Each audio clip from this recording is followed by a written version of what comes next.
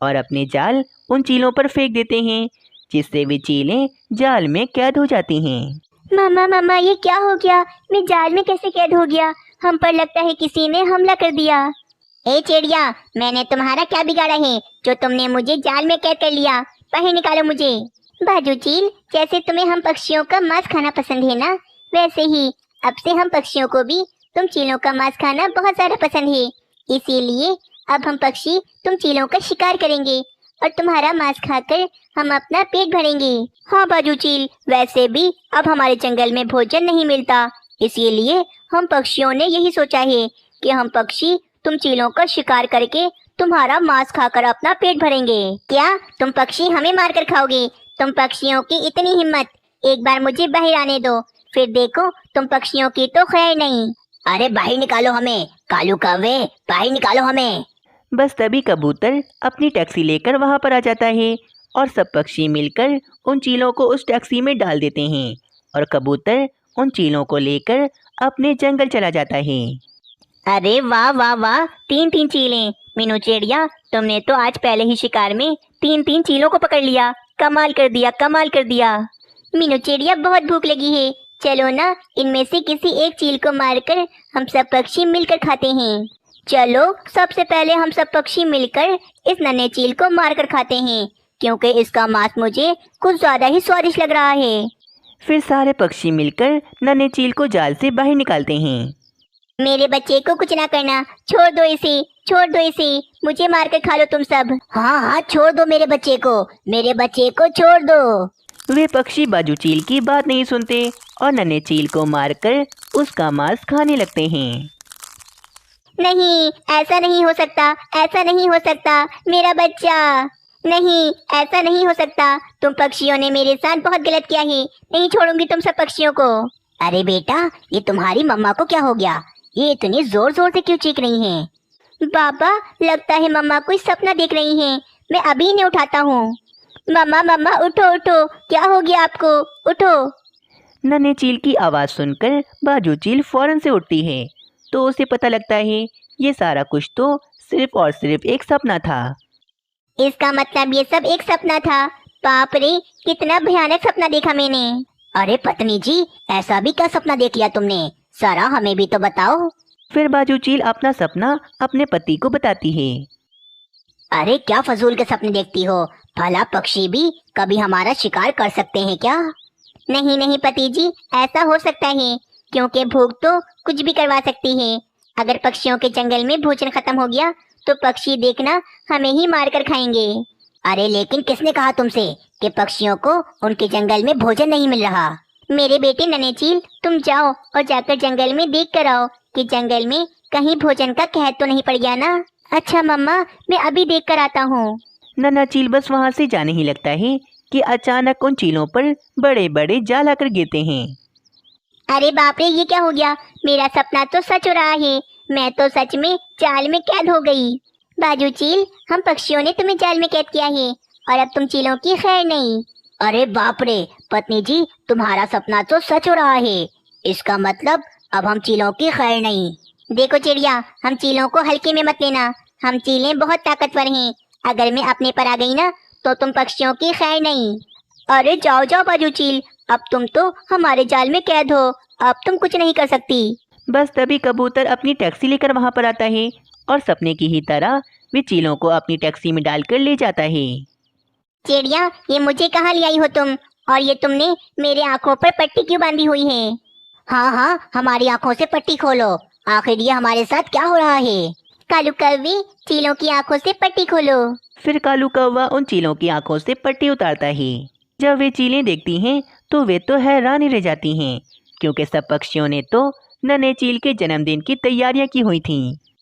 नन्हे चील, तुम्हें तुम्हारा जन्मदिन बहुत बहुत मुबारक हो। वाह भाई, तुम पक्षी तो मेरे बेटे का जन्मदिन मना रहे हो, मैं तो कुछ और ही समझी थी। अच्छा बाजू चील, तुम क्या समझी थी? अरे अरे नहीं नहीं, कुछ नहीं, जाने दो वो सब। हाँ हाँ, जाने दो वो सब। पक्षियों, तुम सबका बहुत बहुत धन्यवाद कि तुम सब पक्षियों को मेरे बेटे का जन्मदिन याद था। देखा मामा पापा, आप दोनों मेरा जन्मदिन भूल गए थे, परंतु ये पक्षी कितने अच्छे हैं कि इन्हें मेरा जन्मदिन याद था। फिर नन्हा चील खुशी खुशी केक काटता है और सब पक्षी खुशी खुशी नन्हे चील का जन्मदिन मनाते हैं। इस तरह बाजू चील का सपना सच नहीं होता और सब कुछ ठीक हो जाता है। तोते, ऐसा कैसे हो सकता है? मेरा मानो चिड़ा कभी भी पैसों की चोरी नहीं कर सकता। हाँ हाँ मीनू चिड़िया, रुको जरा, अभी मैं तुम्हारे घर से वे पैसों की पोटली ढूंढ निकालता हूँ। फिर तोता मीनू चिड़िया के घर में इधर उधर तलाशी लेने लगता है। तभी ही तोते को मीनू चिड़िया के घोंसले में से वे पोटली मिल जाती है। अब बोलो मीनू चिड़िया, तुम्हारा बेटा चोर है या फिर ये पोटली यहाँ पर जादू से आ गई? मानो चिड़े, ये तुमने क्या किया? इतनी बड़ी चोरी! मम्मा, आप मेरा यकीन करें, मैंने कोई चोरी नहीं की। ये तोते अंकल झूठ कह रहे हैं। इतना बड़ा झूठ! अगर तुमने ये पैसे नहीं चुराए तो ये पैसे हमारे घर में क्या कर रहे हैं? मीनू चिड़िया, इस बार तो इसने मेरे पैसे चुराए हैं, अब तो इसे सजा दिलवा कर ही रहूंगा मैं। फिर तोते महाराज का सैनिक आकर मानो चिड़े को पकड़ कर ले जाता है। बिल्कुल ठीक सजा मिल रही है मानो चिड़े को। मानो चिड़े की वजह से पूरे जंगल में बदनाम हो गई हूँ मैं। वहीं दूसरी तरफ कालू कौवा तो काफी ज्यादा खुश हो रहा होता है। देखा रानी, मैंने मानो चिड़े से अपने बेटे का बदला ले ही लिया और उसे बंदी बना दिया। और तो और मैंने मीनू चिड़िया को पूरे जंगल में बदनाम कर दिया। ये सब तो ठीक है कालू जी, परंतु हमारे जंगल में हमारी बहुत इज्जत है और अगर किसी को पता चल गया कि आप नशे का कारोबार करते हैं और हम इसी की वजह से इतने अमीर हैं तो हमारे जंगल में हमारी बिल्कुल भी इज्जत नहीं रह जाएगी। रानी, मैं इतने समय से नशे का कारोबार कर रहा हूँ, अभी तक किसी को पता नहीं चला तो आगे भी किसी को पता नहीं चलेगा। बस ये सारी बातें बाहर बैठा तोता सुन लेता है। अच्छा हुआ कि मैंने ये सब कुछ सुन लिया, वरना मुझे तो पता ही नहीं लगता कि मानो चिड़ा निर्दोष है। परंतु अब मैं मानो चिड़े को निर्दोष साबित कैसे करूं? उस कालू कौवे को सबक कैसे सिखाऊं मैं? फिर तोता मीनू चिड़िया के पास जाता है और मीनू चिड़िया के पास आकर उसे सारी बात बताता है। हाय रे तोते, ये तुम क्या कह रहे हो? उस दुष्ट कालू कौवे ने तो कितना बुरा फंसा दिया है मानो चिड़े को। और कालू कौवा सब पक्षियों से झूठ बोलता रहा कि कालू कौवे को रानी कौवी का भाई बहुत सारे पैसे भेजता है, इसीलिए कालू कौवा इतना अमीर है, जबकि कालू कौवा तो नशे का कारोबार करता है। बस बहुत हो गया, अब तो कालू कौवे को सबक सिखाना ही पड़ेगा मुझे। मीनू चिड़िया, क्या तुम्हारे पास कोई ऐसा उपाय है जिससे हम कालू कौवे को सबक सिखा सकें? हाँ तोते, उपाय तो बहुत बढ़िया है मेरे पास। अब तो कालू कौवे की खैर नहीं, जरा सुनो मेरा उपाय। फिर मीनू चिड़िया अपना उपाय तोते को बताने लगती है। वाह वाह मीनू चिड़िया, बहुत बढ़िया उपाय है तुम्हारा। अब तो कालू कौवे का सच सब पक्षियों के सामने आ ही जाएगा। अगली सुबह हो जाती है। कालू कौवा और रानी कौवी बैठे बातें कर रहे होते हैं। रानी, आजकल मेरा मुनाफा बहुत ज़्यादा कम हो रहा है क्योंकि नशा खरीदने बहुत कम पक्षी आते हैं। मैं तो चाहता हूँ कि कोई एक पक्षी आए और मुझसे ढेर सारा नशा खरीद कर ले जाए और मेरा काफ़ी ज़्यादा मुनाफा हो। बस कालू कौवे का इतना ही कहना था कि दूसरे जंगल से एक पक्षी कालू कौवे के पास आता है। कौवे भाई, कौवी बहन, क्या ये कालू कौवे का घर है? हाँ हाँ बताइए, मैं ही कालू कौवा हूँ, आपको क्या काम है मुझसे? कालू कौवे, मैं दूसरे जंगल से आया हूँ और मैंने सुना है कि आप नशा बेचते हो, इसीलिए बस मैं आपसे नशा खरीदने आया हूँ। कहीं ये मिट्ठू महाराज का भेजा हुआ तो कोई पक्षी नहीं ना? नहीं भाई, मैं इससे कह देता हूँ कि मैं कोई नशा नहीं बेचता। नहीं नहीं पक्षी, मैं कोई नशा नहीं बेचता, तुम्हें कोई गलत फहमी हुई है। देखो कालू कौवे, तुम घबराओ नहीं, मुझे किसी ने नहीं भेजा, मैं तो नशे का आदी हूँ, इसीलिए तुमसे बस नशा खरीदने आया हूँ। और तुम्हें पता है, मुझे तो ढेर सारा नशा खरीदना है, साल भर का एक साथ।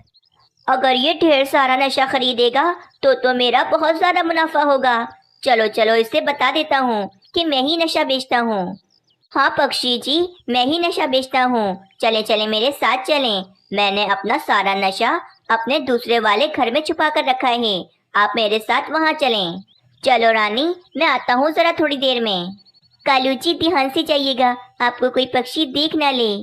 तुम फिक्र ही ना करो रानी, इससे पहले भी किसी पक्षी ने नहीं देखा तो आज भी नहीं देखेगा। बस फिर कालू कौवा जग्गू पक्षी को लेकर अपने दूसरे वाले घर पर चला जाता है। ये देखो भाई, ये रहा नशा, मैंने अपना सारा नशा इस घर में छुपा कर रखा है। चलो भाई बताओ, तुम्हें कितना नशा खरीदना है? इतना सारा नशा? कालू कौवे, तुम्हें डर नहीं लगता? अगर किसी ने तुम्हें पकड़ लिया तो तुम्हारी खैर नहीं फिर। अरे पक्षी जी, मैं ये काम पिछले 10 सालों से करता हुआ आ रहा हूँ। अब तक मुझे किसी ने नहीं पकड़ा, तो अब क्या पकड़ेगा मुझे? बस जग्गू पक्षी ने कालू कौवे को बातों में लगाया हुआ था कि तभी वहाँ पर मीनू चिड़िया, मिट्ठू महाराज और तोता आ जाते हैं। अरे बाप रे बाप मिट्ठू महाराज, और वो भी यहाँ पर। आज तो मर गया रे। देख ले मिट्ठू महाराज, इस कालू कौवे ने कितना सारा नशा अपने ये वाले घर में छुपा कर रखा है और हम सब पक्षियों को खबर भी नहीं थी। मीनू चिड़िया, मिट्ठू महाराज, तुम सब यहाँ पर कैसे आ गए और तुम्हें यहाँ का पता किसने बताया? कालू कौवे, मैं इन्हीं के साथ हूँ और ये मेरा पीछा करते करते यहाँ पर आए हैं। क्या? अरे बाप रे बाप, इस बार तो बहुत बुरा फंस गया मैं। कालू कौवे, मैंने नशा बेचने पर पाबंदी लगाई है, लेकिन तुम फिर भी नशा बेच रहे हो। अब तो मैं तुम्हें नहीं छोड़ूंगा। मिट्ठू महाराज, आपको पता है इस कालू कौवे ने ही मेरे मानव चिड़े को फंसाया है, वरना मेरा मानव चिड़ा तो एकदम निर्दोष है। कालू कौवे, तुम बताते हो या मैं खुद ही बता दूं? बताओ बताओ कालू कौवे, तुम बताओ। मैं तुम्हारे मुंह से सुनना चाहता हूँ कि तुमने मानव चिड़े को किस तरह फंसाया। मिट्ठू महाराज, मानव चिड़ा चोर नहीं है। मैंने ही रात को वे पैसों की पोटली तोते के घर से चुरा कर मीनू चिड़िया के घर में छुपा दी थी, ताकि सब यही समझें कि पैसों की पोटली मानव चिड़े ने चुराई है और मानव चिड़े को सजा हो जाए। कालू कौवे, तुमने एक मासूम बच्चे को इतनी बुरी तरह से फंसाया। इस बार तो मैं तुम्हें बहुत लंबी सजा दूंगा। फिर वहाँ पर उल्लू सैनिक आता है और कालू कौवे को पकड़ कर ले जाता है और लाकर पूरे 10 सालों के लिए पिंजरे में कैद कर देता है। और मिट्ठू महाराज कालू कौवे के सारे नशे को आग लगा देते हैं, जिस कारण वे सारा नशा जलकर राख हो जाता है। अब तो मानव चिड़ा भी वापस अपने घर में आ जाता है और मीनू चिड़िया काफ़ी ज़्यादा खुश हो जाती है। दोस्तों, जिस पक्षी ने कालू कौवे को पकड़वाया, उस पक्षी का नाम आप हमें कमेंट में ज़रूर बताएं। हमें आपके कमेंट का बेसब्री से इंतज़ार रहता है।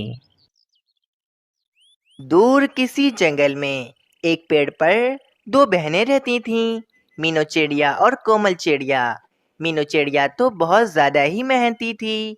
वे भोजन जमा करती और सारा काम भी वही करती थी, जबकि उसकी दूसरी बहन कोमल चिड़िया तो बस पूरा दिन अपने घोंसले में आराम ही करती रहती और हर समय कोई ना कोई भोजन खाती रहती, जिस कारण कोमल चिड़िया बहुत ज़्यादा ही मोटी हो चुकी थी और वे अपने घोंसले में हर समय पड़ी रहती थी। कोमल चिड़िया, तुम हर समय अपने घोंसले में ही आराम करती रहती हो और दिन भर में मैं कितना सारा भोजन जमा कर कर लाती हूँ, वे सारा भोजन तुम अकेले ही खा जाती हो। देखो देखो, तुम कितनी ज्यादा मोटी हो चुकी हो। अगर तुम इसी तरह इतना सारा भोजन खाती रहोगी तो कोई चिड़ा तुमसे कभी शादी नहीं करेगा। मैं तो कहती हूँ अब से तुम अपना भोजन खाना कम करो और मेहनत करना शुरू करो, जैसे कि भोजन ढूंढना, खेत में काम करना मेरे साथ। अगर तुम इस तरह काम करोगी तो तुम्हारा वजन जरूर कम हो जाएगा। मीनू चिड़िया, मुझे समझाने की बिल्कुल जरूरत नहीं है। अगर मेरी शादी होनी होगी तो हो जाएगी, परंतु मैं भोजन खाना नहीं छोड़ सकती हूँ और तो और काम तो मुझसे होता ही नहीं, इसीलिए तुम मुझे मेरे हाल पर ही छोड़ दो। उफ, कोमल चिड़िया, तुम मेरी कभी बात नहीं मानोगी।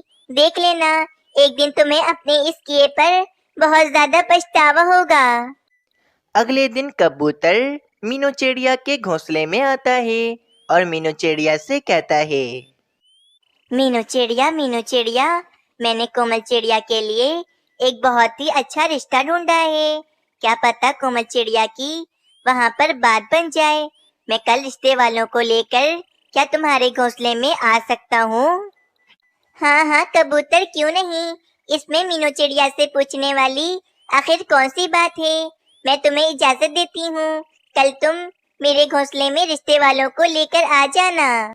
अच्छा, वैसे कबूतर, क्या तुमने रिश्ते वालों को ये बात बताई है कि कोमल चिड़िया इतनी ज्यादा मोटी है और वे भोजन खाने से कभी बाज नहीं आती? नहीं नहीं मीनू चिड़िया, मैंने अभी तक रिश्ते वालों को कोई ऐसी बात नहीं बताई कि कोमल चिड़िया इतनी ज्यादा मोटी है। जब वे यहाँ पर आ जाएंगे तो मैं उन्हें खुद समझा दूंगा। देखना मीनू चिड़िया, इस बार तो मेरी शादी होके ही रहेगी। कबूतर, तुम बस कल जल्दी से उन रिश्ते वालों को लेकर आ जाओ। और फिर कबूतर वहां से चला जाता है। अगली सुबह हो जाती है। मीनू चिड़िया ने घोंसले की साफ सफाई भी कर दी होती है। अरे कोमल चिड़िया, तुम अभी भी ये भोजन ही खा रही हो? तुम्हारे रिश्ते वाले कभी भी आ सकते हैं। चलो भाई, अब ये भोजन तुम रख दो। कुछ देर के बाद कबूतर रिश्ते वालों को लेकर मीनू चिड़िया के घोंसले में आ जाता है। चिड़ा और उसकी माँ जी तो मीनू चिड़िया को ही कोमल चिड़िया समझ रहे थे और कोमल चिड़िया की तरफ तो वे एक बार भी नहीं देख रहे थे। अरे, ये चिड़ा और इसकी माँ तो मीनू चिड़िया को ही देखे जा रहे हैं। ये मीनू चिड़िया से रिश्ता करने आए हैं या फिर मुझसे? चिड़े जी, ये है कोमल चिड़िया जिसके बारे में मैंने आपको बताया था, और ये कोमल चिड़िया की बड़ी बहन मीनू चिड़िया है। क्या ये है कोमल चिड़िया? इतनी मोटी ताजी? क्या मेरा बेटा इतनी मोटी ताजी चिड़िया से शादी करेगा? नहीं भाई कबूतर, ये तुम हमें कहाँ ले आए हो? हमें तो ये मीनू चिड़िया पसंद आई है। अगर इससे शादी हो जाए तो फिर अच्छा है। चलो भाई, निकलो यहाँ से। तुम्हारा बेटा भी कोई अच्छा नहीं है। चलो निकल जाओ यहाँ से। कितनी बदतमीज मोटी चिड़िया है ये, जिसको बात करने की भी तमीज नहीं है। कबूतर, ये तुम हमें कहाँ ले आए हो? चलो यहाँ से, चलो। फिर चिड़ा और उसकी माँ गुस्सा होकर वहां से चले जाते हैं। अरे कोमल चिड़िया, तुम्हें बीच में बोलने की क्या जरूरत थी? अगर वे रिश्ते वाले मीनू चिड़िया से शादी करना चाहते थे तो इसमें कौन सी बुरी बात थी? कोमल चिड़िया, तुम्हारी शादी तो कभी होगी ही नहीं। कबूतर, तुम कल फिर से इन रिश्ते वालों को लेकर आना मेरे पास। मैं इन्हें समझाऊंगी। ठीक है मीनू चिड़िया, मैं कल रिश्ते वालों को दोबारा लेकर आऊंगा और उनसे कहूंगा कि मीनू चिड़िया उनके बेटे से शादी करने के लिए तैयार है। परंतु अगर कल कोमल चिड़िया ने दोबारा कुछ बुरा भला कहा तो वे रिश्ते वाले फिर कभी वापस नहीं आएंगे। नहीं नहीं कबूतर, कल ऐसा कुछ भी नहीं होगा। अगर कल कोमल चिड़िया ने कुछ भी बोला तो मैं उसे अपने घोंसले से निकाल दूंगी। ये बात सुनकर कोमल चिड़िया बहुत ज्यादा डर जाती है और सोचने लगती है। अगर मीनू चिड़िया ने मुझे अपने घोंसले से निकाल दिया तो मैं अपने इतने मोटे ताजे शरीर को लेकर कहाँ कहाँ घूमूंगी। मुझे तो कोई पक्षी अपने घर में जगह भी नहीं देगा। अगली सुबह हो जाती है। कबूतर जैसे कैसे रिश्ते वालों को दोबारा से मीनू चिड़िया के घोंसले में लेकर आता है। आंटी जी, मैं आपसे कल के लिए माफी मांगती हूँ। मेरी ये मोटी बहन तो कभी भी कुछ भी बोल जाती है। क्या आप अपने बेटे की शादी कोमल चिड़िया से करवाना चाहते हैं क्या? नहीं नहीं मीनू चिड़िया, मैं अपने बेटे की शादी इतनी मोटी ताजी चिड़िया से नहीं करूँगी। बल्कि मुझे तो तुम बहुत पसंद हो। क्या तुम मेरे बेटे से शादी करोगी? अगर मैंने अभी शादी कर ली तो कोमल चिड़िया का ध्यान कौन रखेगा? ये तो एक कदम चलकर पानी भी खुद नहीं पीती है। अरे मीनू चिड़िया, तुम जल्दी से हाँ बोल दो। ये रिश्ते वाले बहुत ही अच्छे घर से हैं। ठीक है आंटी जी, मैं आपके चिड़े से शादी करने के लिए तैयार हूँ, परंतु मुझे 1 महीने का समय चाहिए। ठीक है मीनू चिड़िया, मैं तुम्हें 1 महीने का समय दे देता हूँ। 1 महीने के बाद हम दोनों शादी कर लेंगे। चले फिर हम चलते हैं अब। 1 महीने के बाद ही आएंगे अब हम। ये कहकर चिड़ा और उसकी माँ वहां से चले जाते हैं। मीनू चिड़िया, तुमने शादी करने के लिए 1 महीने का समय क्यों ले लिया? कल परसों शादी करके तुम अपने घर की हो जाती तो ये तो बहुत अच्छा था ना। नहीं कबूतर, अगर कल परसों मेरी शादी हो जाती तो कोमल चिड़िया का ध्यान कौन रखता? इसे भोजन लाकर कौन देता? तो मीनू चिड़िया, क्या ये कोमल चिड़िया 1 महीने के बाद ठीक हो जाएगी? वो तो मुझे नहीं पता, परंतु कोमल चिड़िया, तुम्हारे पास 1 महीने का समय है। तुम 1 महीने के अंदर अंदर अपना काम खुद करना सीख लो। मीनू चिड़िया, मैं काम कैसे करूँगी? मुझसे तो इतने मोटे बदन के साथ उड़ा भी नहीं जाता है। अब तुम ही बताओ मैं क्या करूं? कोमल चिड़िया, तुम बिल्कुल परेशान मत हो, सब ठीक हो जाएगा। फिर मीनू चिड़िया और कबूतर वहाँ से चले जाते हैं। मीनू चिड़िया, तुम मुझे यहाँ पर लेकर क्यों आई हो? तुम्हें क्या बात बतानी है मुझे? देखो कबूतर, हमें किसी भी तरह कोमल चिड़िया को मेहनती चिड़िया बनाना ही होगा और उसका वजन हमें कम करना ही होगा। पर किस तरह मीनू चिड़िया? हम कोमल चिड़िया को किस तरह आखिर मेहनती करें कि वे अपना काम खुद से करना सीखे? फिर मीनू चिड़िया कुछ देर सोचती है तो उसके दिमाग में एक बहुत ही बढ़िया सा उपाय आता है और वे कबूतर को अपना उपाय बताती है। कुछ देर के बाद कबूतर और मीनू चिड़िया कोमल चिड़िया के पास आते हैं। कोमल चिड़िया, तुम्हें सोने का हार बहुत ज्यादा पसंद है ना? ये हार तुम्हें चाहिए? हाँ, सोने का हार तो मुझे बहुत पसंद है। कबूतर, ये हार प्लीज मुझे दे दो। मैं तुम्हें ये हार तो दे दूंगा, परंतु तुम्हें मेरी एक बात माननी होगी। तुम्हें पूरे एक हफ्ते तक यहाँ से लेकर हमारे जंगल में जो पहाड़ियाँ हैं वहाँ तक जाना होगा और वहाँ से वापस भी यहाँ पर आना होगा। अगर तुम पूरे एक हफ्ते तक यहाँ से पहाड़ियों तक जाओगी और पहाड़ियों से वापस यहाँ पर आओगी तो ये हार मैं तुम्हें दे दूंगा। और अगर तुमने ऐसा ना किया तो ये सोने का हार मैं मीनू चिड़िया को दे दूंगा, क्योंकि मीनू चिड़िया तो ऐसा कर सकती है।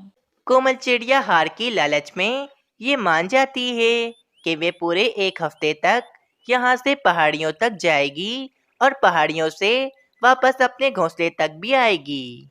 ठीक है कबूतर, मैं रोजाना एक हफ्ते तक यहाँ से पहाड़ियों तक जाऊंगी।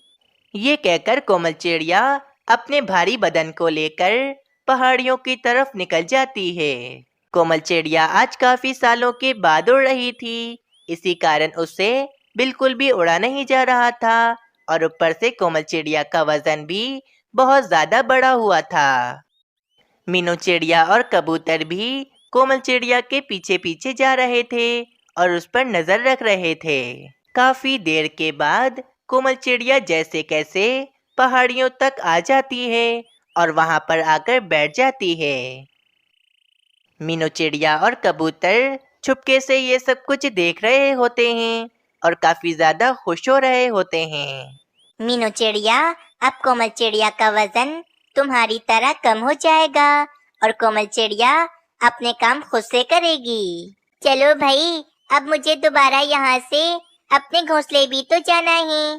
कबूतर और मीनू चिड़िया मेरा इंतजार कर रहे होंगे। कोमल चिड़िया दोबारा से अपने भारी बदन को लेकर अपने घोंसले की तरफ चली जाती है। इस तरह अगली सुबह भी कोमल चिड़िया पहाड़ों की तरफ निकल जाती है। बस अब पूरा एक हफ्ता गुजर जाता है। कोमल चिड़िया का वजन बहुत ज्यादा ही कम हो गया था और वे बहुत ज्यादा ही फुर्तीली हो गई थी। कोमल चिड़िया, ये लो तुम्हारा हार, तुमने पूरे हफ्ते मेहनत की है। कोमल चिड़िया, अब मैं आराम से शादी करके अपने घर को जा सकती हूँ और अब तुम अपना भोजन और अपने सारे काम खुद से कर सकती हो। मीनू चिड़िया, तुम्हारा बहुत बहुत शुक्रिया कि तुमने मेरे बारे में इतना सोचा और मुझे इतना ज्यादा पतला कर दिया। कुछ दिनों के बाद मीनू चिड़िया की शादी उस चिड़े से हो जाती है और मीनू चिड़िया अपने घर में आ जाती है।